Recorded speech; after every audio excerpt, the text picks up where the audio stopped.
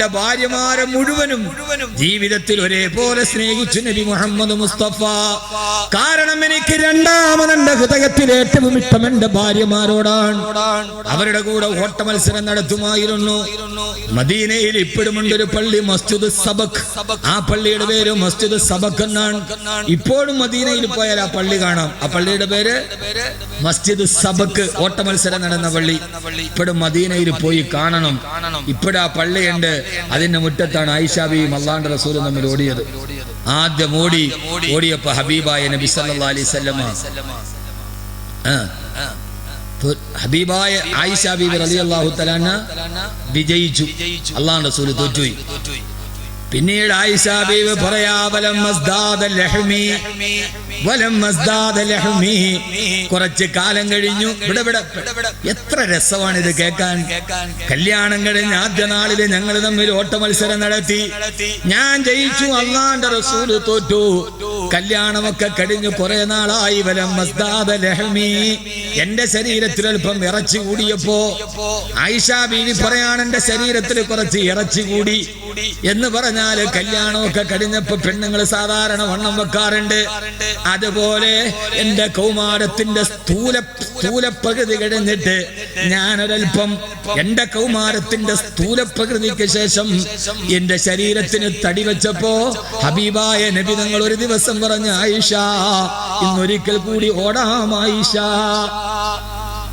എനിക്ക് തടി വെച്ച് ഓടാൻ പറ്റൂല. അന്ന് നല്ല കല്യാണം കഴിച്ചപ്പോ ചില പെണ്ണുങ്ങളെ കണ്ടിട്ടില്ലെന്ന് ഈ കൊന്നത്തടിയിൽ തുണി വെച്ചമാരി ഇരിക്കും, ഇങ്ങനെ ഇരിക്കും. എന്നാ ഒരു 3 മാസമൊക്കെ വിരുന്നൊക്കെ കൊണ്ട് കഴിയുമ്പോ നെയ്ക്കുമ്പളങ്ങാക്ക് കയ്യും കാലും വെച്ച മാതിരിയാവും. അമ്മാതിരി ആയിഷ ബീവി പറയാവല ലഹ്മി, എന്റെ ഇറച്ചിയൊക്കെ വർദ്ധിച്ചു കഴിഞ്ഞപ്പോ അല്ലാഹുവിന്റെ റസൂൽ പറഞ്ഞു, ആയിഷ ഇന്ന് നമുക്ക് ഓടാം ആയിഷ. ഞങ്ങൾ രണ്ടുപേരും ഓടി. ആ മത്സരത്തിൽ ഞാൻ തോറ്റുപോയി. അല്ലാഹുവിന്റെ റസൂലാണെന്ന് ജയിച്ചതെന്ന് ഹബീബ മുഹമ്മദ് മുസ്തഫ. സഹോദര, മദീനയിൽ പോയാൽ ഇന്നും കാണാം മസ്ജിദ് സബക്. അവിടെയാണ് എന്നെ മുത്ത് റസൂൽ ഓടിയത്. അവിടെയാണ് എന്നെ ആയിഷ ബീവിയോട് ഓട്ട മത്സരം നടത്തിയത്. അല്ലാഹുവിന്റെ റസൂൽ എപ്പോഴും ഇരിക്കുകയാണ്. ഭാര്യമാരുടെ കൂടെ കടങ്കഥ പറഞ്ഞും കളി പറഞ്ഞും തമാശ പറഞ്ഞും. അല്ലാഹു നമുക്ക് തൗഫീഖ് ചെയ്യുമാറാകട്ടെ. നമ്മുടെ തിരക്കിന്റെ കഥ പറഞ്ഞിട്ട് ഭാര്യമാരോട് സമയം മാറ്റി വെക്കരുത്. പൊന്നു പഹയന്മാരെ, വൈകുന്നേരം വീട്ടിൽ കയറി വന്ന് രാവിലെ മുതൽ അവള് നോക്കി നിൽക്കുക. വൈകുന്നേരം ആയപ്പോ വന്നു കേറി ഉടനെ കട്ടിലുമേ കയറിയിട്ട് ഉദയക്ക് പോത്തിട്ട് മാറി കിടക്കലല്ലാതെ നേരെ വീട്ടിൽ വരും. അപ്പൊ അവൾ ഇച്ചിരി പരിഭവം കാണിക്കും, നിങ്ങൾ ഇത്ര നേരം എവിടെയായിരുന്നു വന്നില്ലല്ലോ. മെല്ലെ പോയിട്ട് ഇല്ല അരകല്ലിൽ ഇരുന്നിട്ട് അരച്ചോണ്ടിരിക്കണ സമയത്ത് പുറകിൽ പോയി നിന്ന് ഒരു 5 മിനിറ്റ് പറയുന്ന കുസൃതിയും വർത്തമാനവും മതി 2 ദിവസത്തെ പരിഭവം ഇല്ലാതാക്കാൻ. അവള് മിക്സി അരച്ചോണ്ടിരിക്കുമ്പോ അല്ല അടുക്കള ജോലി ചെയ്യുമ്പോ കറി വെച്ചോണ്ടിരിക്കുമ്പോ നല്ല ഡ്രസ്സൊക്കെ മാറിയിട്ട് വരാത്തെന്നാ ഇന്നലെ വരാത്തെന്നൊക്കെ പരിഭവവും പരാതിയൊക്കെ പറയും. ഇതല്ല സാധനം. അവിടെ പോയി നിന്നിട്ട് ആ കറിയൊക്കെ വെക്കണേന്റെ ഇടയ്ക്ക് അടുത്ത് പോയിട്ട് ഒരു 5 മിനിറ്റ് അവളോട് പറയുന്ന കുസൃതിയും വർത്തമാനവും മതി ആ 2 ദിവസത്തെ അതുവരെയുള്ള മുഴുവൻ പരിഭവവും മഞ്ഞുപോലെ ഇല്ലാതാവാൻ. അങ്ങനെയാണ് അള്ളാഹു ഈ പടപ്പിനെ സൃഷ്ടിച്ചിട്ടുള്ളത്. അപ്പൊ 5 മിനിറ്റ് അവരോട് പറഞ്ഞ അതോടുകൂടി ഇതങ്ങ് ഉരുകിത്തീരും. പക്ഷെ 5 മിനിറ്റ് പറയാൻ നമുക്ക് പറ്റുന്നില്ല എന്നുള്ളതാണ് വലിയ വിഷയം. ഇല്ല, പമ്പിലും പോയി ഓഡിറ്റോറിയത്തിലും പോയി ഉള്ള കണക്കൊക്കെ നോക്കണേന്റെ ഇടയിൽ ഇപ്പൊ ഫുള്ള് പള്ളിയില. ആദരവായ മാനസാന്തരം, ആദരവായ പ്രവാചകൻ നബി മുഹമ്മദ് മുസ്തഫ സല്ലല്ലാഹു അലൈഹി വസല്ലമയുടെ അടുക്കൽ വന്നിട്ടൊരു ഭാര്യ പരാതി പറഞ്ഞു, യാ റസൂലല്ലാഹ്, കേൾക്കണം കേട്ടോ, യാ റസൂലല്ലാഹ്, എന്റെ ഭർത്താവ് ദിവസങ്ങളായി അദ്ദേഹത്തിന്റെ കിടപ്പുമുറി പള്ളിയാണ് നബിയെ. അദ്ദേഹം പള്ളിയിൽ നിന്ന് എന്റെ വീട്ടിലേക്ക് വരാറില്ല. അദ്ദേഹത്തിന്റെ കിടപ്പുമുറി ഇപ്പൊ പള്ളിയായി മാറി. അല്ലാഹുവിന്റെ റസൂലിനോടാണ് അവർ പരാതി പറഞ്ഞത്.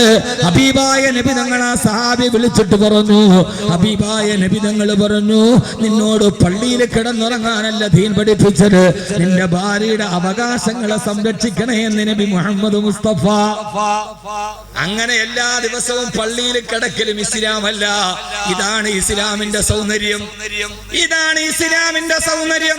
ഒരാൾക്ക് മാനസാന്തരം വന്ന് ഭാര്യ വേണ്ട, മക്കള് വേണ്ട, പയ്യക്കോട് പള്ളിയിൽ മരണം വരെ ഇത്തിക്കാതിരിക്കാൻ തീരുമാനിച്ചാൽ അത് ശറഈന് വിരുദ്ധമാണ്. ഫോൺ വിളിച്ചാൽ മതി. എന്നെ കൊണ്ടൊന്നും പറയിപ്പിക്കല്ലേ, ഫോൺ വിളിച്ചാൽ മതി. എന്നെ ഫോണിന് ഗർഭപാത്രമല്ല. അല്ലാഹുവിന്റെ റസൂല് പറയാണ്, പള്ളിയിൽ പോയി കിടന്നാലും ഇതാണ് ഇസ്ലാമിന്റെ സൗകുമാര്യം. അതിര് കടന്ന ആത്മീയത അപകടമാണ്. ചില തരീഖത്തിന്റെ ശൈഖന്മാരുണ്ട്, ഞാൻ പറഞ്ഞില്ല, എനിക്ക് പേടിയൊന്നുമില്ല. കുറെ തരീക്കത്തുകാരുണ്ട്, ഭാര്യ വേണ്ട, മക്കള് വേണ്ട, പാടില്ല, താടി നീട്ടി വളർത്തി ജടാനരകളെ പിടിച്ച് അള്ളാഹു കൊടുത്ത ബന്ധങ്ങളെ വലിച്ചെറിയുന്ന കുറെ ആളുകൾ. ഇസ്ലാമിന് അന്യമാണത്. അന്യ പെണ്ണുങ്ങൾക്ക് ശൈഖിനെ മുത്താം, ശൈഖിനെ കെട്ടിപ്പിടിക്കാം, ശൈഖ് വരുമ്പോ പാട്ടും താളവും, അങ്ങനെയുള്ള തരീക്കത്തുകളുണ്ട്. മലപ്പുറത്ത് മഞ്ചേരി ഒരു തരീക്കത്തുണ്ട്, നിസ്കാരം ഇല്ല. മലപ്പുറത്ത് മഞ്ചേരിയിൽ നിസ്കാരം ഇല്ല. ശൈഖ് പറയണ എന്താണെന്നറിയോ? നിസ്കരിക്കണ്ട. അള്ളാഹ് പറഞ്ഞത് നിസ്കരിക്കണമെന്ന് പറഞ്ഞിട്ടില്ല. എന്നെ സ്മരിക്കണമെന്നാണ്. അപ്പൊ പള്ളിയിൽ ബാങ്ക് കേൾക്കുമ്പോ എവിടെ വെച്ച് കേൾക്കണം, അവിടെ നിന്നിട്ടൊന്ന് സ്മരിച്ചാ മതി. ഈ ബാത്തിലുണ്ട് അവിടെ മലപ്പുറത്ത് ഇപ്പോഴും ഉണ്ട്. എന്ത് തിരക്കാന്നറിയോ? ഫ്രീക്കന്മാര്, ചെറുക്കന്മാര് ഒന്നും എടുക്കണ്ട, നിസ്കരിക്കണ്ട. ഈ ബാത്തിൽ നമ്മുടെ നാട്ടിലുണ്ട്. എന്നെ സ്മരിക്കുക, ബാങ്ക് വിളിക്കുമ്പോ സ്മരിച്ചാ മതി. ആ തരീക്കത്തിനും കേരളത്തിലെ ആളുണ്ട്. പണ്ടൊരു കന്നാസ് തരീക്കത്തുണ്ടായിരുന്നു. കന്നാസിൽ വെള്ളം ഊതിക്കൊടുത്ത ഫറാത്ത പെണ്ണും തോറും പശുവിന് അകിടുണ്ടാവും. അവസാനം വെള്ളം കുടിക്കാനുള്ള ഓട്ടം. ആളുകൾ പറഞ്ഞു വേണ്ട. പണ്ട് കുറെ കാലം മുതല് അവസാനം ഇവിടെ നിന്ന് കന്നാസും ടൂറിസ്റ്റ് ബസിന്റെ സൈഡിൽ കെട്ടിക്കൊണ്ടായിരുന്നു പോക്ക് അങ്ങോട്ട്, കന്നാസ് വെള്ളം കുടിക്കാൻ. അവസാനം വെള്ളം തികയാറ് വന്നപ്പോ പിന്നെ ശൈഖുന കിണച്ചി ഓരി ഊതിന്നാണ്. കിണച്ചിന്ന് പിന്നെ കോരി എടുത്തിട്ടാണ് കൊടുത്തത്. എന്തുമാത്രം പെണ്ണുങ്ങളാ പോയത്. നമ്മുടെ നാട്ടിൽ നിന്നൊക്കെ പോയവരുണ്ട്. അവസാന സന്തോഷ് മാധവന്റെ കേസ് വന്നപ്പോ എല്ലാരെയും പൊക്കി കൂട്ടത് ഈ ശൈഖുനാനെയും പൊക്കി പോലീസ് സ്റ്റേഷനിൽ കൊണ്ടുപോയി പരിശോധിച്ചപ്പോഴാണ് അറിഞ്ഞത് ശൈഖുന പൊന്നാനി പോയിട്ടില്ല. പറഞ്ഞ മനസ്സിലായില്ല. ഇത് ഞാൻ കഥ പറഞ്ഞതല്ല. പോലീസ് സ്റ്റേഷനിൽ പോയി പരിശോധിച്ചപ്പോഴാണ് മനസ്സിലായത് ശൈഖുനാന്റെ അറ്റം മുറിച്ചിട്ടില്ല. ആ വെള്ളം മേടിക്കാനും പോയ പെണ്ണുങ്ങൾ നമ്മുടെ നാട്ടിലുണ്ട്.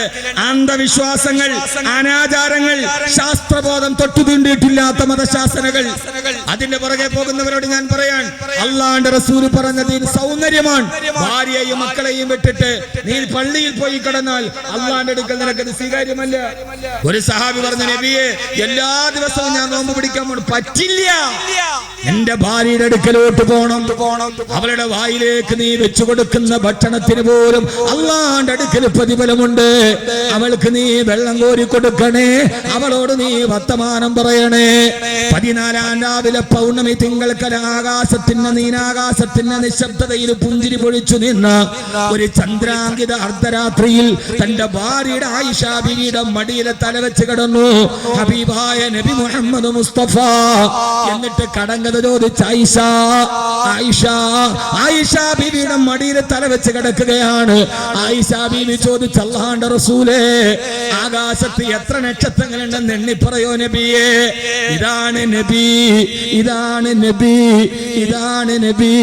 അല്ലാഹുവിന്റെ റസൂലേ, മാലി സിവാഹുബി ലദൈക വസീലത്തുൻ ഫംനുൻ അലയ്യ ബിഫളിൽ ജൂദിക സഅദി. 14 രാവിലെ ഭാര്യയുടെ മടിയിൽ തലവെച്ച് കിടന്നിട്ടുണ്ടോ തിരുനബി?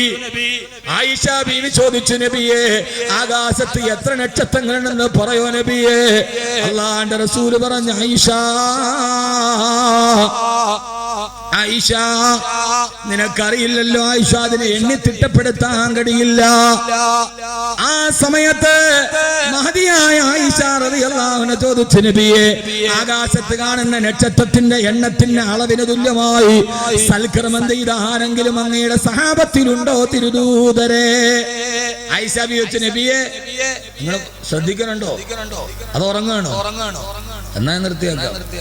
ചോദിച്ചു, നബിയെ, ഈ കാണുന്ന നക്ഷത്രത്തിന്റെ എണ്ണത്തിന് തുല്യമായി സൽക്കർമ്മം ചെയ്ത ആരെങ്കിലും അങ്ങയുടെ സഹാബിയിലുണ്ടോ? ചോദ്യം ആരുടേതാ? ആയിഷ തൽവാറിൻ്റെതല്ല, ആയിഷ ബീവിയുടെ. ആയിഷ ബീവിയുടേതാണ് ചോദ്യം. ആയിഷ ബീവി ആരാ? അബൂബക്കർ റളിയല്ലാഹുവിന്റെ മകൾ. ഉടനെ നബിതങ്ങൾ മടി തല വെച്ച് കിടക്ക. അപ്പോഴാണ് നബിതങ്ങൾ പറഞ്ഞു, ഉണ്ട് ആയിഷ. ആരാണ് നബിയെ? അതെന്റെ ഉമറാണ് ആയിഷ. അതെന്റെ സഹാബിയായ ഉമർ ഇബ്നുൽ ഖത്താബാണ്. ആയിഷ ബീവി എഴുന്നേറ്റ് അതേ സ്പീഡിൽ വീണ്ടും മടിത്തട്ടിലേക്ക് കിടന്നു. ആയിഷ ബീവിയോട് പറഞ്ഞ നബിതങ്ങൾ, ഉണ്ട് ആയിഷ, ഈ നക്ഷത്രങ്ങളുടെ എണ്ണത്തിന് തുല്യമായി സൽക്കർമ്മം ചെയ്ത ആൾ എന്റെ സഹാബിയിലുണ്ട്. ആയിഷ ബീവി ജിജ്ഞാസയോടെ ചാടി എഴുന്നേറ്റു, നബിയെ ആരാണ് നബിയെ? അപ്പൊ പറഞ്ഞു, എന്റെ ഉമറ. അതേ സ്പീഡിൽ കിടന്നു. മൂപ്പരാത്ത് വിരിച്ചത് സ്വന്തം വാപ്പാടെ പേര് പറയുന്ന. എന്ത് രസമാണ് മോനെ! ഇതാണ് ഭാര്യയും ഭർത്താവും. നബിതങ്ങൾ വരച്ചു കാട്ടിയ മദീനയിലെ ഭാര്യയും ഭർത്താവും. ആരുമില്ലാത്ത സമയത്ത് വീട്ടിൽ ചിലപ്പോഴൊക്കെ ഒരു സ്വകാര്യ മേഖല ഉണ്ടാവണം. വീടിന്റെ മുമ്പിൽ ഇച്ചിരി പുല്ലും കുറച്ച് ചെടിയൊക്കെ വളർത്തണം. അതാണ് മുസ്ലിമിന്റെ വീട്. അതാണ് മുസ്ലിമിന്റെ വീട്. ഇത്തിരി സ്ഥലമുള്ളോ പുല്ല് വളർത്തുന്നു. ആ പുല്ല് ചെയ്യുന്ന തസ്ബീഹിന് പുല്ല് വളർത്തി എന്താ കുഴപ്പം? എന്താ കുഴപ്പമെന്ന് നിങ്ങൾ പറയും. നബിയോട് ചോദിച്ചു, നബിയെ, ലോകം അവസാനിക്കാൻ പോവാൻ ചെയ്യാൻ പറ്റൊരു സൽക്കർമ്മം പറഞ്ഞതാ നബിയെ.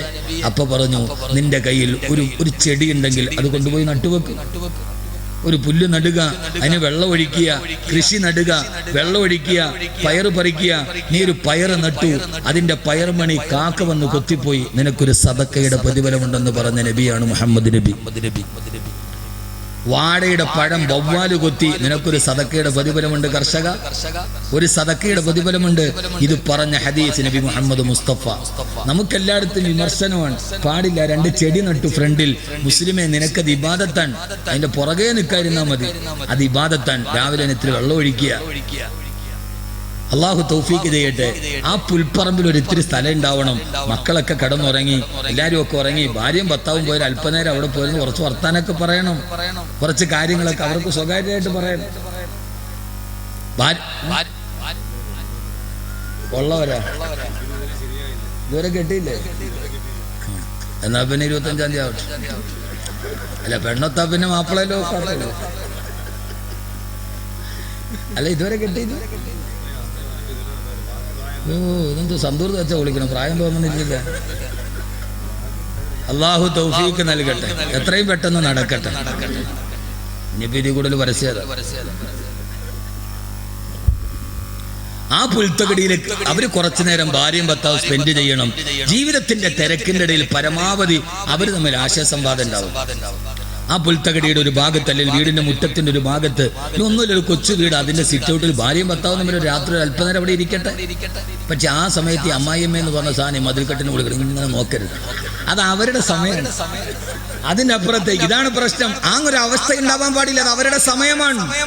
ഇന്ന് മഹല്ലുകളിൽ എത്ര തലാക്കാണ് വരുന്നത്? അവസാനം പറഞ്ഞു തരുമ്പോൾ ഇവർ തമ്മിൽ ഒരു വിഷയത്തിൽ ഒരു കമ്മ്യൂണിക്കേഷൻ ഗ്യാപ്പേ ഉള്ളൂ. എത്രയോ മഹല്ലുകളിൽ മഹല്ലി വരുമ്പോ ഭാര്യയ്ക്ക് പറയാനുള്ള ഭർത്താവ് ഭാര്യ പറഞ്ഞു, ഭർത്താവിന് പറയാനുള്ള ഭർത്താവ് പറഞ്ഞു, രണ്ടുപേരും പറഞ്ഞു കഴിയുമ്പോൾ ഒന്നുമില്ല, കമ്മിറ്റി യോജിപ്പിച്ചു. അപ്പൊ അതിന്റെ അർത്ഥം എന്താ? അവരുടെ വീട്ടിൽ ഇതുവർക്ക് തുറന്നു പറയാൻ കഴിഞ്ഞില്ല എന്നാണ്. ഞാൻ കാതലായ വിഷയം ചിരിക്കാൻ പറഞ്ഞ, ചിരിക്കണതിനിപ്പോ ഞാൻ ഉത്തരവാദിയല്ലല്ലോ, ഞാനങ്ങനെ ചിരിക്കണം പറയാറുമില്ല. പക്ഷെ കാതലായ വിഷയം എന്താ? ഭാര്യയ്ക്കും ഭർത്താവിനും മനസ്സ് തുറക്കാൻ കഴിയുന്നില്ല എന്നുള്ളതാണ്. ഈ തിരക്കിന്റെ ഇടയിലൊക്കെ തിരക്കൊക്കെ കഴിഞ്ഞ് ആളുകൾ വെള്ളം പിടിക്കാൻ കാത്തിരിക്കുമ്പോഴും റസൂലുള്ളാഹി സ്വല്ലല്ലാഹി അലൈഹി വസല്ലം തന്റെ ഭാര്യയുടെ കൂടെ ഓടുമായിരുന്നു. തിരക്കൊന്നൊരു വിഷയമല്ല. ഞാൻ പിന്നെ ധൈര്യമായിട്ട് പറഞ്ഞ എന്റെ ഭാര്യ ഇവിടെ ഇല്ലാത്തതുകൊണ്ടാണ്. ഇതൊക്കെ പറയുമ്പോൾ ഈ പെണ്ണുങ്ങൾ വിചാരിക്കും ബാക്കവിയുടെ ഭാര്യയുടെ ഒരു സൗഭാഗ്യം. അവളോട് ചോദിക്കുമ്പോഴല്ലേ കഥ അറിയൂ. അള്ളാഹു തൗഫീക്ക് നൽകി അനുഗ്രഹിക്കട്ടെ. പിന്നെ നമ്മളൊക്കെ അല്ലാതെ ദീനിന്റെ മാർഗത്തിലാണ്. ഞാൻ പറയും, നാളെ വീട്ടിൽ നിൽക്കണ്ട, ഇന്നിപ്പോൾ എനിക്ക് 4 മണിയുടെ ഫ്ലൈറ്റിന് ഖത്തറിൽ പോകണം. പെട്ടെന്നൊരു പരിപാടി ഒന്ന് പോകേണ്ടി വന്നു. തിരിച്ച് നേരെ നെടുമ്പാശ്ശേരി ഇറങ്ങിയിട്ട് നേരെ കണ്ണൂർ വേണം, വീട്ടിൽ വരാൻ സമയമില്ല. അപ്പൊ പിന്നെ അള്ളാഹിനോട് പറയാൻ, പടച്ചോനെ നിന്റെ ദീൻ പറയാൻ വേണ്ടി പോകണമെന്ന് പറഞ്ഞൊരു ചെറിയ റുഖ്സ നമുക്കുണ്ട്. അപ്പൊ അതുകൊണ്ട് ഭാര്യയുമായിട്ട് സമയം വേണം എന്നതാണ് ഏറ്റവും പ്രധാനം. പള്ളിയിലെ ഖത്തീബിന് ആഴ്ചയിൽ 2 ദിവസമൊക്കെ ലീവ് കൂട്ടിയാൽ നല്ലതാണ്. ഖൈറൻ. അല്ലാഹു തൗഫീഖ് നൽകുമാറാകട്ടെ. ആദരവായ പ്രവാചകൻ നബി മുഹമ്മദ് മുസ്തഫ. ആയിഷ ബീവി ചാടി എഴുന്നേറ്റ്, ആരാ നബിയെ? ഉമറാണ്. ആയിഷ മൂപ്പിലാത്തി അതേപടി മടിയിലേക്ക് കടന്നു. അള്ളാന്റെ റസൂലും മന്ദഹസിച്ചു, എന്തേ ആയിഷ? അപ്പ എന്റെ ഉപ്പ അബൂബക്കറോ നബിയെ? എന്റെ അബൂബക്കർ എന്റെ പിതാവ് ഉമറിനേക്കാൾ താഴെയാണോ യാ റസൂലല്ലാഹ്? അപ്പോഴാണ് ഹബീബായ മുത്തു പറഞ്ഞത്, സമയമില്ല എനിക്ക് ദീർഘിപ്പിക്കുവാൻ. ഹബീബായ നബി തങ്ങൾ പറഞ്ഞു, അത്രേ ആയിഷ, എനിക്കറിയാം നിന്റെ മനസ്സിന്റെ പരിഭവം അറിയാം ആയിഷ. ഉമർ റളിയല്ലാഹു തആല ചെയ്ത മുഴുവൻ അമലുകളുടെയും സ്ഥാനത്ത് നിൽക്കാൻ നിന്റെ വാപ്പ ജീവിതത്തിൽ ചെയ്ത 2 അമല് മതി എന്ന് ഹബീബായ നബിയുനാ റസൂലുള്ളാഹ് സല്ലല്ലാഹു അലൈഹി വസല്ലം. ആയിഷ, നിന്റെ വാപ്പ ചെയ്ത 2 സൽക്കർമ്മങ്ങൾ ഉമറിന്റെ മുഴുവൻ സൽക്കർമ്മങ്ങളെക്കാൾ വലുതാണ് ആയിഷ. 2 സൽക്കർമ്മങ്ങൾ. അത് പറയാനുള്ള സമയം പിന്നീട് എപ്പോഴും ഞാൻ പറഞ്ഞത്. ചുമ്മാ അല്ലാഹു തൗഫീഖ് നൽകുമാറാകട്ടെ. ഇത് പിടിച്ചതിനേക്കാൾ വലുതാണല്ലോ അകത്തുള്ളത്. അല്ലാഹു തൗഫീഖ് നൽകുമാറാകട്ടെ. 2 കാര്യങ്ങൾ, 2 കാര്യങ്ങൾ അറിയണോ? നിർബന്ധമാണോ? ഒന്ന്, സൗറ് ഗുഹയിലിരിക്കുമ്പോ തേള് വന്ന് കാലിലേക്ക് കുത്തുമ്പോ വേദന സഹിച്ചിട്ട് അല്ലാഹുവിന്റെ റസൂല് മടിയിൽ കിടക്കാണ്. ഉഗ്രവിഷമുള്ള തേള് വന്ന് പെരുവിരൽ കുത്തിയപ്പോ ഞാനൊന്നനങ്ങിയാൽ എന്റെ ഹബീബിന്റെ ഉറക്കം പോകുമെന്ന് കരുതി ഉഗ്രവിഷം മുഴുവൻ ശരീരത്തിലെ കരിച്ചിറക്കുമ്പോഴും എന്റെ റസൂലിന്റെ ഉറക്കം വഞ്ചിക്കാൻ പാടില്ലെന്ന് നിന്റെ ഉപ്പ തീരുമാനിച്ച ആ ഒരു സൽക്കർമ്മമുണ്ടല്ലോ ആയിഷ. രണ്ടാമത്തേത്, തബൂക്ക് യുദ്ധം നടക്കുകയാണ്. നബി തങ്ങൾ പറഞ്ഞ, ആയിഷ സഹാബ, അള്ളാന്റെ ദീനിനെ സഹായിക്കാൻ ആരാണുള്ളത്? ഒന്നുമില്ല ദീനിന്. ഉമർ റളിയല്ലാഹു അൻഹു സദസ്സിലിരിക്കുന്നുണ്ട്. ഉമർ റളിയല്ലാഹു അൻഹു കരുതി അബൂബക്കറിനെ തോൽപ്പിക്കണം. സദക്കയുടെ കാര്യത്തിൽ എപ്പോഴും അബൂബക്കറിനെ തോൽപ്പിക്കുകയാണ്. നേരെ ഓടി വീട്ടിലേക്ക് മുഴുവൻ സമ്പത്തുകളും 2ആയി ഭാഗിച്ചു.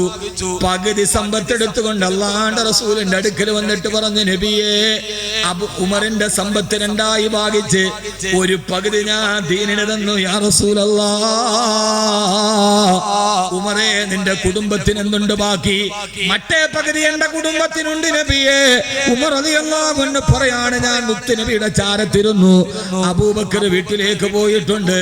ഏതായാലും നേർപകുതി കൊടുത്ത് എന്നെ തോൽപ്പിക്കാൻ ഇന്നൊരിക്കലും അബൂബക്കറിന് കഴിയില്ലെന്ന് ഞാൻ ചിന്തിക്കുമ്പോ അതാ മദീനത്തെ പള്ളിയുടെ മുറ്റത്തേക്ക് അബൂബക്കർ റളിയല്ലാഹു അൻഹു കടന്നു വന്നു.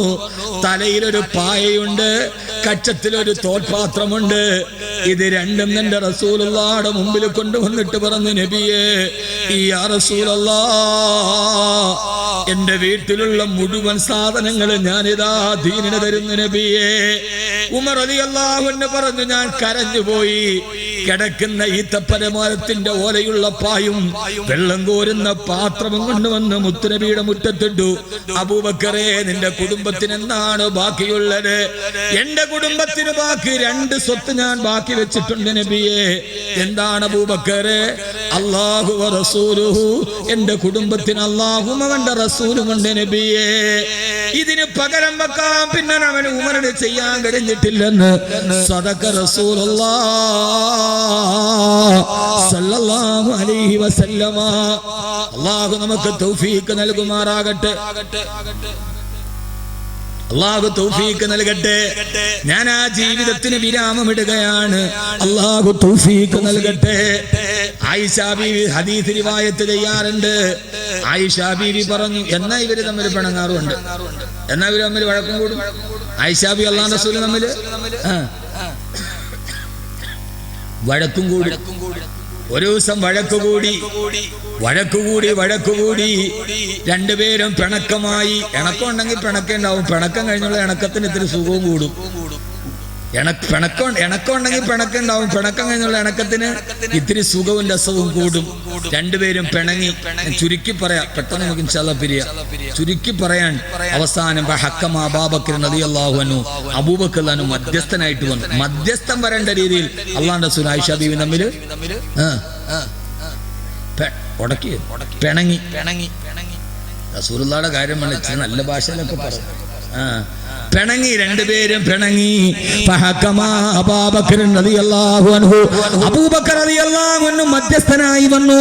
ആയിഷ ബീവി അടുക്കളയിൽ നിൽക്കുകയാണ്. ഹബീബായ നബി തങ്ങൾ ചോദിച്ചു, ആയിഷ, നിന്റെ ഉപ്പ മധ്യസ്ഥനായി വന്നിട്ടുണ്ട്, ആദ്യം നീ പറയുന്നു അതല്ല ഞാൻ ആദ്യം പറയണോ? ആയിഷ ബീവി പറഞ്ഞത്, നബിയെ ആദ്യം നിങ്ങൾ പറഞ്ഞു, അതിനുശേഷമേ ഞാൻ പറയുന്നുള്ളൂ. ആയിഷ പറഞ്ഞു, ആദ്യം നിങ്ങൾ പറ, എനിക്ക് കുറച്ച് കൂടുതൽ പറയാനുണ്ട്. അങ്ങനെ ബക്കറ്റ് എടുക്കാൻ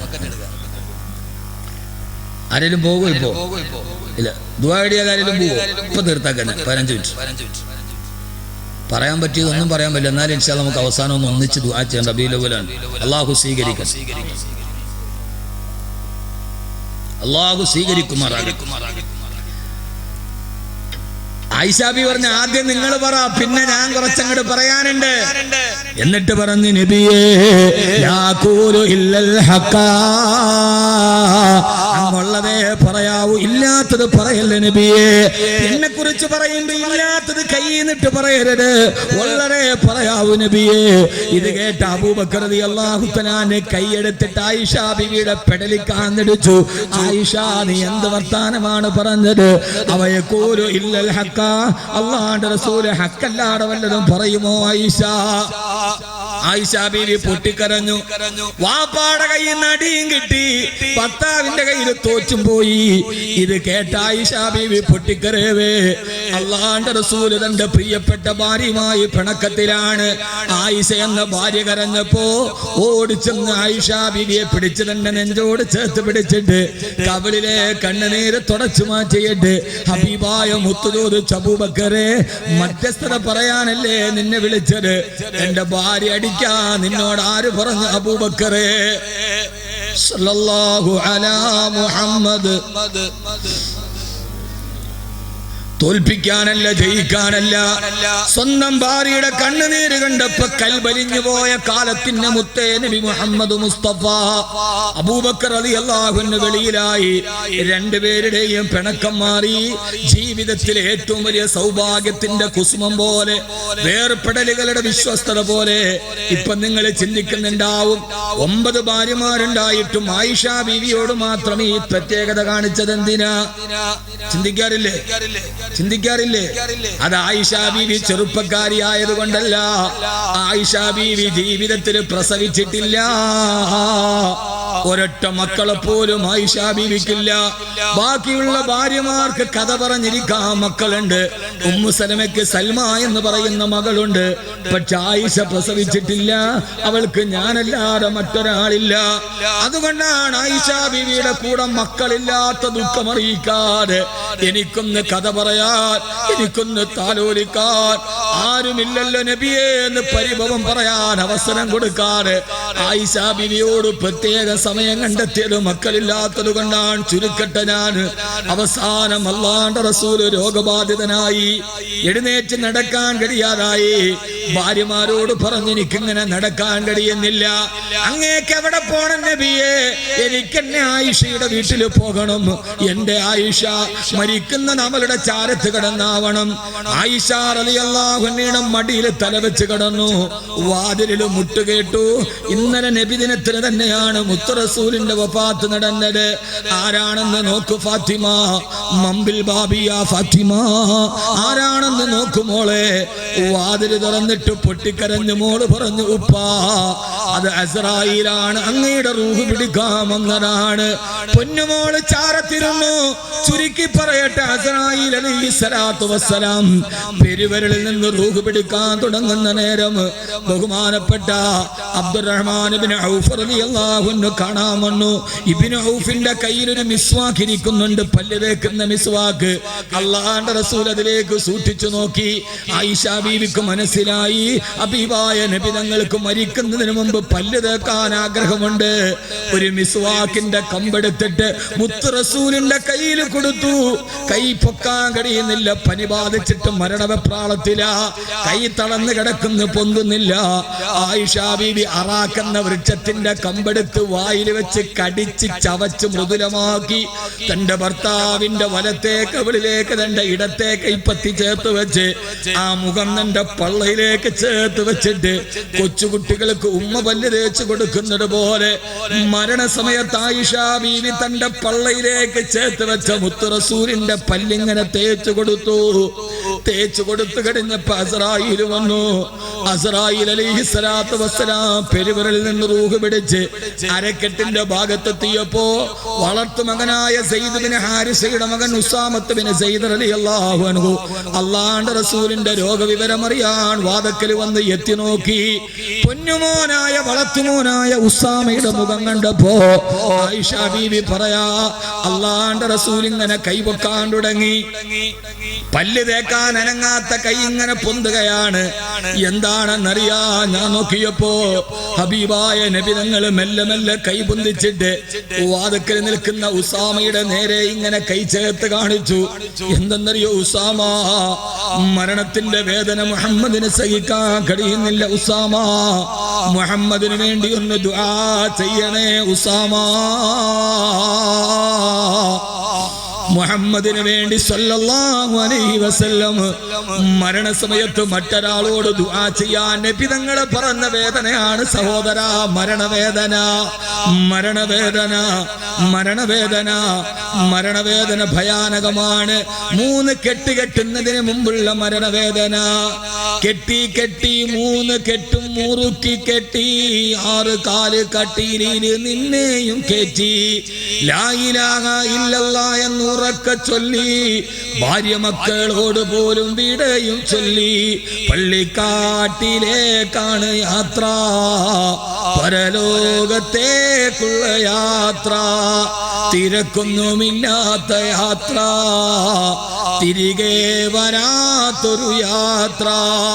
ഒരു തിരക്കും നമുക്കൊന്നില്ലാത്ത യാത്ര. നിസ്കരിക്കാത്തതെന്ത് തിരക്കാണ്, പോകാത്തതെന്ത് തിരക്കാണ്, പള്ളിയിൽ വരാത്തതെന്ത് തിരക്കാണ്, കബീർ ബാക്കവിക്ക് ഒടുക്കത്തെ തിരക്കാണ്. എന്ത് തിരക്കെന്നറിയോ? ഇപ്പൊ പ്രസംഗം നിർത്തിയാലേ 4 മണിക്ക് 2:30 എയർപോർട്ടിലെത്തണം, ഖത്തറിലേക്ക് പോകണം, തിരിച്ചു വരണം, കണ്ണൂർ പോകണം. ഞാൻ ഷെഡ്യൂൾ പറഞ്ഞതല്ല, ബാക്കവിക്ക് ഒടുക്കത്തെ തിരക്കാണ്. കാരണം എന്തെന്നറിയോ? അവന്റെ നാക്കിലിപ്പോൾ അണ്ണാക്കിൽ വെള്ളമുണ്ട്, അവന്റെ ശബ്ദത്തിന് ഇന്ന് ലോകത്തിന്റെ മുമ്പിൽ പ്രസക്തിയുണ്ട്. എന്റെ അണ്ണാക്കിലെ വെള്ളം വറ്റിയിട്ട് എന്റെ വീടിന്റെ ഉമ്മറപ്പടിയിൽ 3 വെള്ളത്തുണിയിൽ പൊതിഞ്ഞിട്ട് എന്നെ കിടക്കുന്ന ദിവസം വരും. എന്റെ പൊന്നുമക്കൾ എന്നെ നെഞ്ചത്ത് കെട്ടിപ്പിടിച്ചിട്ട് ഉപ്പാ കണ്ണു തുറക്കുപ്പാന്ന് പറയുമ്പോ എന്റെ പൊന്നുമോളെ കെട്ടിപ്പിടിച്ചിട്ട് അവളോട് ഉപ്പയ്ക്കൊന്നും നഷ്ടപ്പെട്ടിട്ടില്ല മോളെ, ഇനിയല്ലേ ഉപ്പയ്ക്ക് സ്വർഗമുള്ളത്, ഇനിയല്ലേ ഉപ്പയ്ക്ക് റൗഹുള്ളത്, ഇനിയല്ലേ ഉപ്പയ്ക്ക് റൈഹാനുള്ളത് എന്നെന്റെ പൊന്നുമോളോട് കെട്ടിപ്പിടിച്ച് പറയണമെന്ന് എനിക്ക് ആഗ്രഹമുണ്ട്. പക്ഷേ എന്റെ തൊണ്ടയിൽ എന്റെ തൊണ്ടയിൽ വെള്ളമറ്റു പോയല്ലോ, എന്റെ തൊണ്ടയിൽ വെള്ളമില്ലല്ലോ.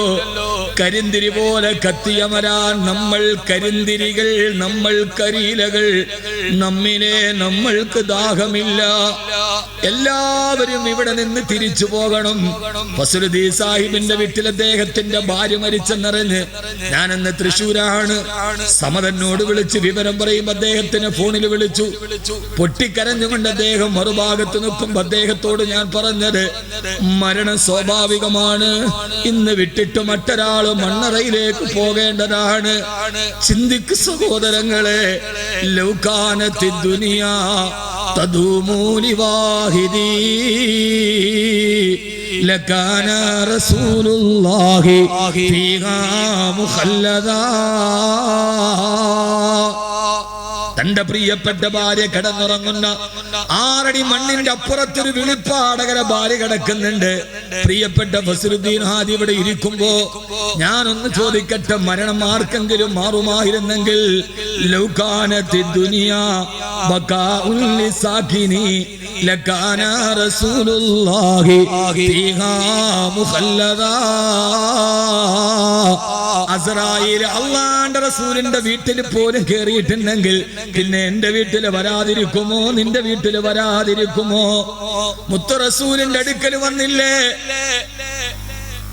അദ്ദേഹത്തിന്റെ മകൻ എന്നോട് പറഞ്ഞു, ഉമ്മ എപ്പോഴും ദുആ ചെയ്തിരുന്നു വെള്ളിയാഴ്ച രാവിലെ മരിക്കാൻ. ആ സഹോദരി ഭാഗ്യം ചെയ്തവളാണ്. വെള്ളിയാഴ്ച രാവിലെ അവർ മരണപ്പെട്ടു പോയി. ആഗ്രഹിച്ചതുപോലെ അള്ളാഹു കബറിടം വിശാലമാക്കി കൊടുക്കട്ടെ. മക്കൾക്കുമ്മയെ കണ്ട് കൊതി തീർന്നിട്ടില്ല. മുത്തു റസൂലിന്റെ നെഞ്ചിന്റെ ഭാഗത്ത് മരണവേദനയെത്തി. പൊന്നുമോള് ഫാത്തിമ അടുത്തിരിക്കുന്നുണ്ട്. ഫാത്തിമയോട് പറഞ്ഞു, മോളെ ഉപ്പാക്ക് വേദന സഹിക്കാൻ കഴിയുന്നില്ല മോളെ. ഫാത്തിമ നിലവിളിച്ചു പോയി, വാ വാ കറുബാബാ യാ മൻ അജാബ റബ്ബന ദാ ഇലാ ജിബ്രീല നനാ. എന്റെ ഉപ്പ പോവുകയാണോ? എന്റെ ഉമ്മ മരിച്ച അന്ന് മുതൽ എന്നെ കെട്ടിപ്പിടിച്ചെന്നെ വളർത്തിയ എന്റെ ഉപ്പ, ഉമ്മയില്ലാത്തതറിയാതെ എനിക്ക് താങ്ങൻ തണലുമായ ഉപ്പ, കരളിന്റെ കശനമേ ഉപ്പ പോവുകയാണ്. നമ്മൾ മരിക്കുമ്പോ നമ്മുടെ അടുത്തിരുന്ന് നമ്മുടെ പെമ്മക്കള് പൊട്ടിക്കരയുന്നത് പോലെ ഫാത്തിമ പൊട്ടിക്കരഞ്ഞു. ആയിഷ ബീവിയുടെ മടിയിലാണ് തല. ആയിഷ ബീവി പറയാ, നബി തങ്ങളുടെ ചുണ്ടു വിറക്കുന്നുണ്ട്, ശബ്ദം വെളിയിൽ വരുന്നില്ല. ചെവി ഞാൻ കൊണ്ടുപോയി ചുണ്ടോട് ചേർത്തപ്പോ അല്ലാഹുവിന്റെ റസൂല് പറഞ്ഞു, ഉസീകും യാ ഉമ്മത്തി ബിസ്സലാ. എന്റെ സമുദായമേ, നിസ്കാരത്തിന്റെ കാര്യം ശ്രദ്ധിക്കണേ. ഞാൻ എന്റെ വിഷയം പൂർത്തീകരിക്കുന്നു. എനിക്ക് ഏറ്റവും ഇഷ്ടപ്പെട്ട 3ാമത്തെ കാര്യം ഖുർറത്തു ഐനി ബിസ്സലാ. എന്റെ കണ്ണിന് കുളിർമേകുന്ന നിസ്കാരമാണ്. പെങ്ങന്മാരെ, നിസ്കാരത്തെ മുടക്കരുതേ. നബിദിനം ആത്മാർത്ഥമാകണോ? മരിക്കുന്ന നേരത്തും പറഞ്ഞ 2 കാര്യമേ ഉള്ളൂ. ഒന്ന്, നിസ്കാരത്തിന്റെ കാര്യം ശ്രദ്ധിക്കണേ. 2, അല്ലാഹ ഫിന്നിസാ. നിങ്ങളുടെ ഭാര്യമാരോടുള്ള കടമയിൽ അല്ലാഹുവിനെ പേടിച്ച് ജീവിക്കണേ. അല്ലാഹുവിന്റെ റസൂൽ ലോകത്ത് നിന്ന് വിട പറഞ്ഞു. ആയിഷ ബീവി പറഞ്ഞു, അൽഹംദുലില്ലാഹ്, സർവസ്തുതി നിനക്കാണ് റബ്ബേ. ആളുകൾ ചോദിച്ചു, ഭർത്താവ് മരിച്ചപ്പോ അൽഹംദുലില്ലാന്നോ? അതെ, അല്ലദീ ജമഅ ബൈന റീഖി വരീഖി റസൂലില്ലാഹ്. മരിക്കുന്നതിന് മുമ്പ് എന്റെ ഉമിനീരും എന്റെ ഭർത്താവിന്റെ ഉമിനീരും ഒന്നിച്ച് ചേരാൻ എന്റെ റബ്ബെന്നെ അനുഗ്രഹിച്ചല്ലോ. ഞാൻ ചവച്ച് ചുപ്പിയ ചവച്ചരച്ച് വെച്ച മിസ്വാക്ക് കൊണ്ടാണ് എന്റെ ഭർത്താവിന്റെ വായ ഞാൻ മിസ്വാക്ക് ചെയ്തത്. മരിക്കുന്നതിന് മുമ്പ് സ്നേഹത്തിന്റെ ഉദാത്തമായ മാതൃക പോലെ എന്റെ ഉമിനീരും എന്റെ ഭർത്താവിന്റെ ഉമിനീരും കൂടി ചേർന്നു. റസൂലിനെ കബറടക്കി. സഹാബത്ത് തിരിച്ചു മദീനയിലേക്ക് വന്നു. മദീന ശോകമൂകമായി. അല്ലാഹുവിന്റെ റസൂലിനെ കബറടക്കിയിട്ട് തിരിച്ചു വരുമ്പോ അനസ് റളിയല്ലാഹു അൻഹുവിനോട് പൊട്ടിക്കരഞ്ഞുകൊണ്ട് ആയിഷ ഫാത്തിമ ബീവി ചോദിച്ചു, അത്ര അനസ്, അതാബത്ത് അംബുസുക്കും മൻ തഹസു അലാ റസൂലില്ലാഹി സ്വല്ലല്ലാഹു അലൈഹി വസല്ലമ അത്തുറാബ്. എന്റെ ഉപ്പയെ കബറിലിറക്കി വെച്ചിട്ട് എന്റെ ഉപ്പാടെ മുഖത്തേക്ക് മണ്ണിടാൻ നിങ്ങൾക്ക് എങ്ങനെ തോന്നി അനസേ? ഫാത്തിമ ബീവിയുടെ ചോദ്യമാണ്. എന്റെ ഉപ്പാന്റെ മുഖത്ത് മണ്ണിടാൻ എങ്ങനെ നിങ്ങളുടെ കൈക്ക് ധൈര്യം വന്നു അനസേ? ചന്ദ്രനെ പോലെ സൗന്ദര്യമുള്ള മുഖം. ആയിഷ ബീവി പറയാറുണ്ട്, ഞാൻ വീട്ടിലിരുന്ന് തുന്നുകയാണ് സൂചി കൊണ്ട്. ഇരുട്ടാണ്, സൂചി താഴെ വീണുപോയി. എന്ത് ചെയ്യണമെന്നറിയാതെ ഇരുട്ടിൽ നിൽക്കുമ്പോ എന്റെ ഹബീബായ ഭർത്താവ് കയറി വന്നു. അല്ലാഹുവിന്റെ റസൂലിന്റെ ചൂണ്ടുവിരലിന്റെ വെളിച്ചം കൊണ്ട് ഞാൻ സൂചി കണ്ടെടുത്തു. ഇരുട്ടിലേക്ക് വന്നാൽ അങ്ങ് വിളക്കാണല്ലോ നബിയെ. ഇന്ന ബൈതന അന്ത സാകിനുഹു ലൈസ മുഹ്താദൻ ഇല സുറുജി. അങ്ങൊരു വീട്ടിൽ വന്നാൽ പിന്നെ ഇവിടെ വിളക്ക് വേണ്ടാത്ത രീതിയിൽ സുന്ദരനായ എന്റെ ഉപ്പാടെ കവളിലേക്ക് നിങ്ങൾ എങ്ങനെ മണ്ണു മാറിയിട്ടു അനസേ? റളിയല്ലാഹു അൻഹു. അല്ലാഹു നമുക്ക് ആ പുണ്യ റസൂലിന്റെ ജീവിതം നൽകുമാറാകട്ടെ. ആയിഷ റളിയല്ലാഹു തആല പിന്നീട് പറയാണ്, ഞാൻ അവസാനിപ്പിക്കുന്നു. ആയിഷ ബീവി പറയാ, ഈ സംഘാടകരുടെ ബക്കറ്റുമായി നിങ്ങളുടെ മുമ്പിലേക്ക് വരും. അതിനു മുമ്പ് ആയിഷ ബീവി പറയാണ്, ഭർത്താവ് മരിച്ചു.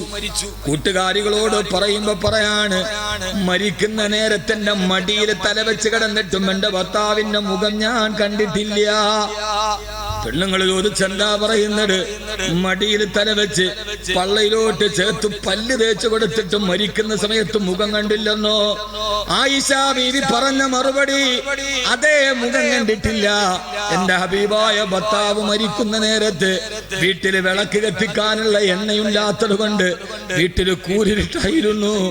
അതുകൊണ്ട് എന്റെ ഭർത്താവിന്റെ മുഖം എനിക്ക് കാണാൻ കഴിഞ്ഞില്ല. മരിക്കുന്ന നേരത്ത് വിളക്ക് കത്തിക്കാനുള്ള എണ്ണ ഇല്ലാത്തത് കൊണ്ട് വീട്ടിലിരുട്ടായിരുന്നത് ബഹുമാനപ്പെട്ട ആയിഷത്തു സിദ്ദീഖ റളിയല്ലാഹു അൻഹാ. എന്റെ പൊന്ന് സഹോദരങ്ങളെ, അതുകൊണ്ട് നബിദിനം ഒരു വീണ്ടെടുപ്പാണ്. സുന്നത്തിന്റെ, ഇത്താഅത്തിന്റെ, ഹുബ്ബിന്റെ, മഹബ്ബത്തിന്റെ, പ്രണയത്തിന്റെ, അനുരാഗത്തിന്റെ, അവധാനതയുടെ, അനുധാവനത്തിന്റെ വീണ്ടെടുപ്പാണ്.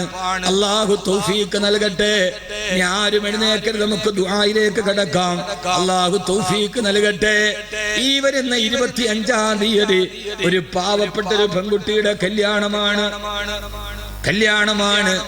15 പവന്റെ സ്വർണം കൊടുത്ത് കെട്ടിച്ചു വിടണം. കല്യാണത്തിന്റെ ചെലവുണ്ടാകണം.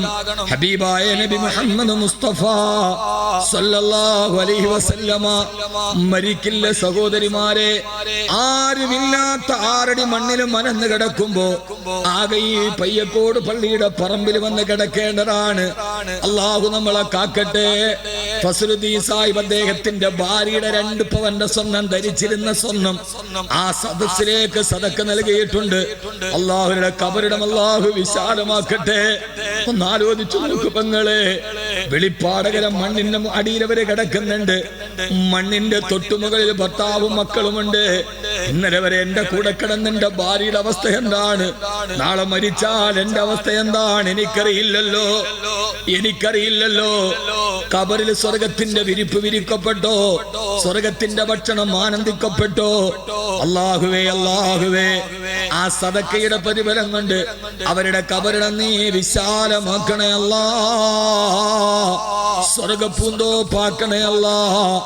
ആരുമില്ലാത്ത മണ്ണിന്റെ ഉള്ളിൽ ഞെരുങ്ങിക്കടിയുമ്പോ റബ്ബേ, തന്റെ ഭർത്താവിനോടൊത്തവർക്ക് ജീവിച്ച് കൊതി തീർന്നിട്ടില്ല, തന്റെ മക്കളെ കണ്ട് കൊതി തീർന്നിട്ടില്ല, തന്റെ കൊച്ചുമക്കളെ ലാളിച്ച സഹോദരിക്ക് കൊതി തീർന്നിട്ടില്ല.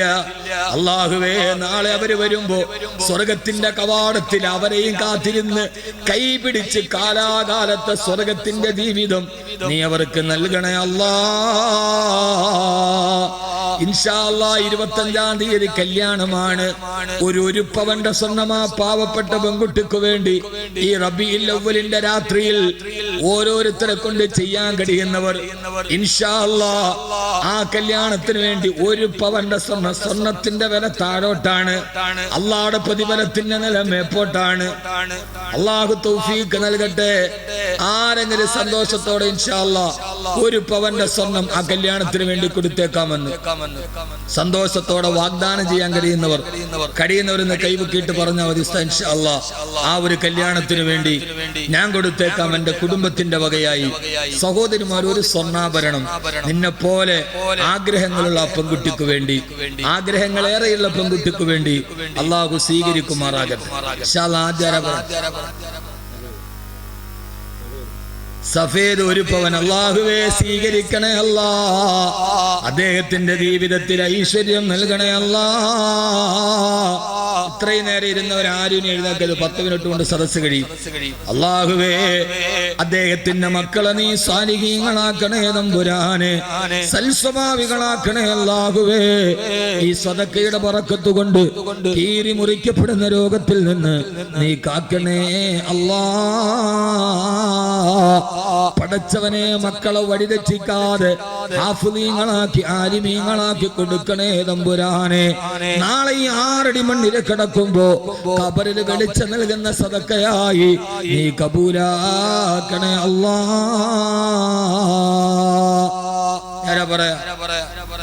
ഒരു പവൻ കൈപൊക്കിയാൽ മതി. പിന്നീട് കമ്മിറ്റിയായി ബന്ധപ്പെട്ട് അത് ഏറ്റുകൊടുത്താൽ മതി. നോട്ട് പ്രതിസന്ധിയുണ്ട്, സാമ്പത്തിക പ്രതിസന്ധിയുണ്ട്, ഒക്കെ ശരിയാണ്. അതിന്റെ ഇടയിൽ ആ സമയത്ത് അള്ളാഹുവിന്റെ ഖജനാവ് വിശാലമാണ്, എനിക്ക് തരുന്നത് അവനാണ് എന്ന നെയ്യത്തോടുകൂടി കൊടുക്കാൻ കഴിയണം. അള്ളാഹു തൗഫീക്ക് നൽകി അനുഗ്രഹിക്കുമാറാകട്ടെ.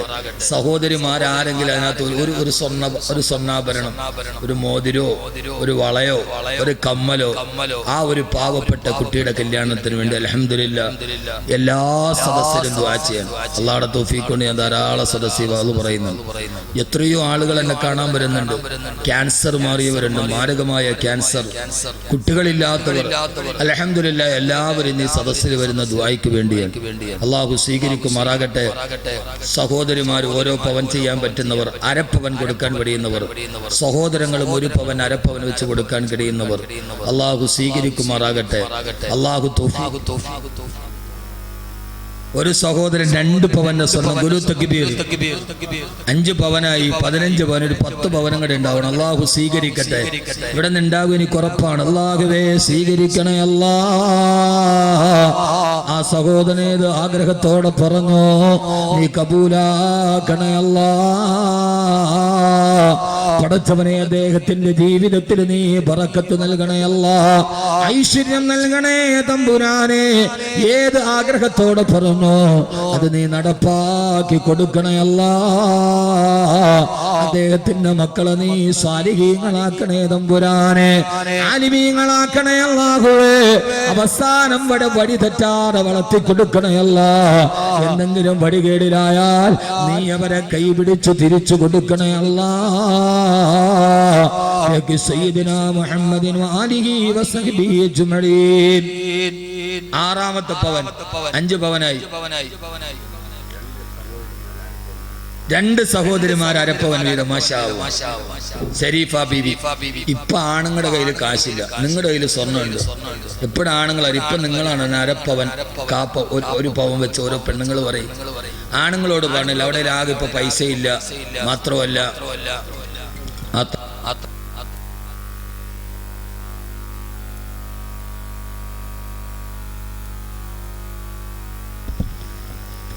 അള്ളാഹു സ്വീകരിക്കുമാറാകട്ടെ. അള്ളാഹു സ്വീകരിക്കുമാറാകട്ടെ. അതുകൊണ്ട് പെണ്ണുങ്ങൾ ഇപ്പൊ ഇവരുടെ കയ്യിൽ ആകെ 2000 നോട്ട് ഉണ്ടാവും. 2000 നോട്ട് കിട്ടിയാൽ 2000 നോട്ടും കെട്ടിയ പെണ്ണും ഒരുപോലെയാണ്. ആദ്യമായിട്ട് കൈ കിട്ടുമ്പോ എന്താ ഒരു തുള്ളിച്ചാട്ടം, പിന്നെയല്ലേ ഇത് മാറ്റാൻ പറ്റൂല എന്നറിയുന്നത്. അമ്മാതിരി ഇപ്പൊ പെണ്ണുങ്ങളാണ് തരേണ്ടത്. ആരപ്പ ഇവരുടെ ഒരു പൈസ ഇല്ല. സഹോദരിമാരല്ലാഹുവേ നീ സ്വീകരിക്കണേ അല്ലാ, ഐശ്വര്യം നൽകണേ അല്ലാ. ആ സഹോദരിമാർക്ക് അതിന് പകരം റബ്ബേ സ്വർഗത്തിന്റെ സ്വർണ്ണാഭരണം നൽകണേ തമ്പുരാനെ. യുഹല്ലൗന ഫീഹാ മിൻ അസാബിറ മിൻ ദഹബിൻ വലുലുആ. സ്വർഗത്തിന്റെ സ്വർണ്ണാഭരണം അവർക്ക് നീ നൽകണേ അല്ലാ. പടച്ചവനെ അവര് നൊന്ത് പ്രസവിച്ച മക്കളെ ഉമ്മാക്ക് കൺകുളിർമേകുന്ന മക്കളാക്കണേ റബ്ബേ. അവരെ ഭർത്താക്കന്മാരെ സ്നേഹമുള്ളവരാക്കണേ അല്ലാ. അവരെ ജീവിതത്തിൽ രോഗങ്ങൾ ഉണ്ടെങ്കിൽ ശിഫയാക്കണേ അല്ലാ.